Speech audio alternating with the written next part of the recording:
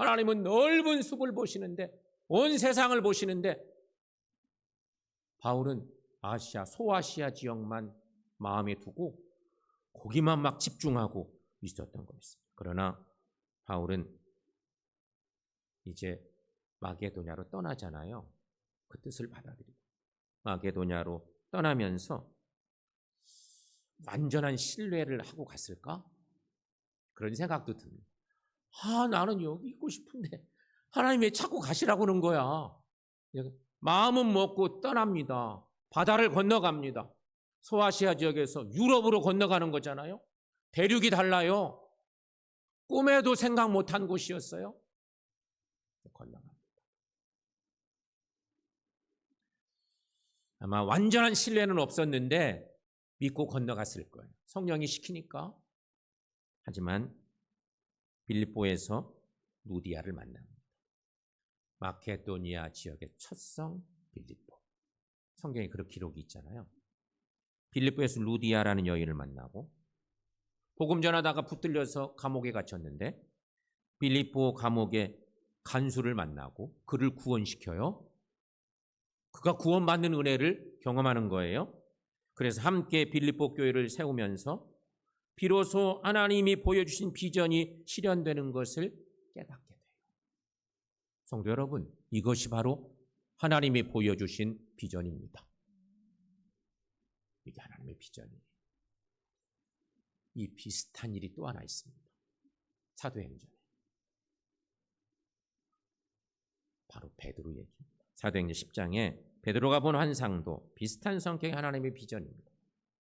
베드로는 하나님의 구원이 유대인에게만 임하는 것으로 믿고 살았습니다. 예수님의 제자인데 여러분, 예수님의 수제자잖아요. 근데 예수님의 생각을 못 품어요. 하나님의 비전을 못 품고 살았어요. 왜냐? 유대인이기 때문에 그랬어요. 우리도 그럴 수 있어요.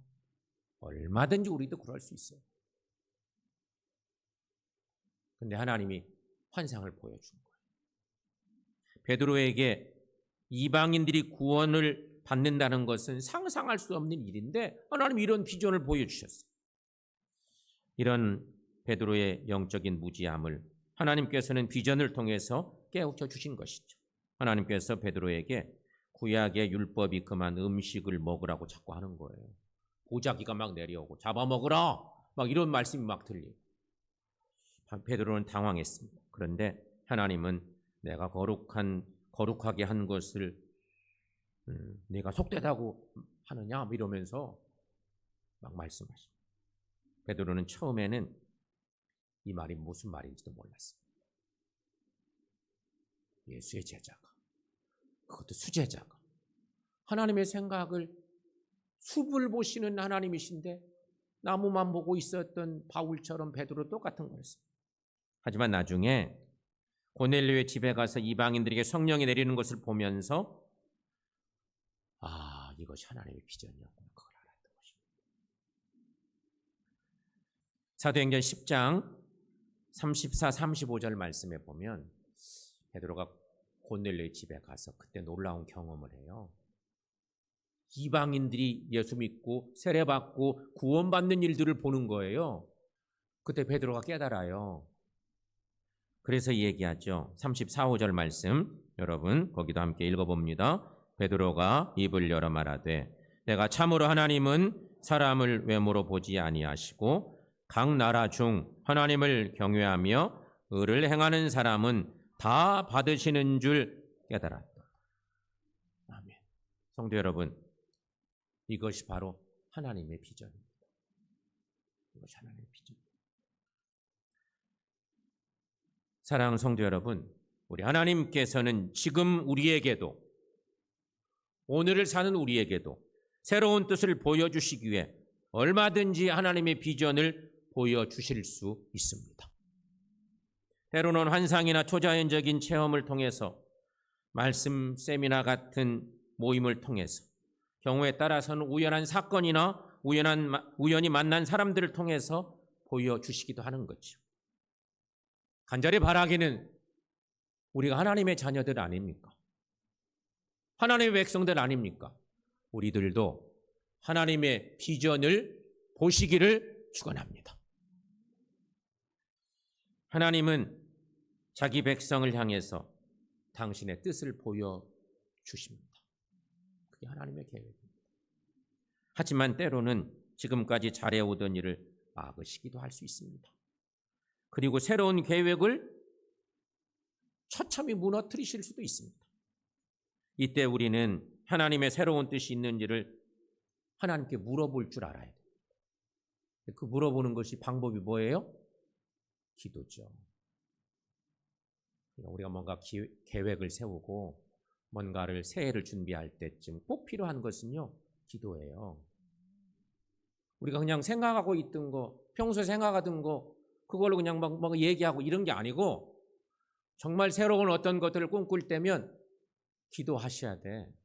하나님께 자꾸 묻고 그래도 걸림이 되고 좀 돌아가라고 얘기하실 수 있을 텐데 그럴 때 더더욱 기도하고 간구하고 매달리고 그러면서 하나님의 비전을 찾을 수 있어야 한다는 거죠.